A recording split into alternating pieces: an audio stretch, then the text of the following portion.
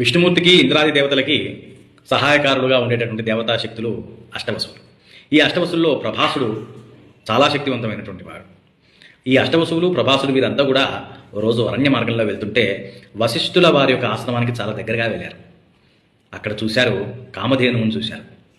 వశిష్ఠుల వారి ఆశ్రమంలో వారు నందిని అనేటటువంటి గోవును చూశారు. ఆ గోవు కావాలని పట్టుబట్టింది ఈ ప్రభాసుని యొక్క భార్య. ఆమె కోరిక మేరకు ఆ గోవును తీసుకొచ్చారు. వశిష్ఠుల వారికి కోపం వచ్చి శపించారు.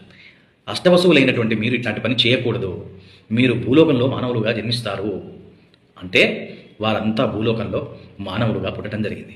అందులో ప్రభాసుడు భీష్ముడిగా పుట్టడం జరిగింది. ఆ భీష్ముల వారు ఎంతో శ్రీకృష్ణ పరమాత్మ యొక్క దయ కలిగినటువంటి వారు, విష్ణుమూర్తి యొక్క ఆశీస్సులు కలిగినటువంటి వారు.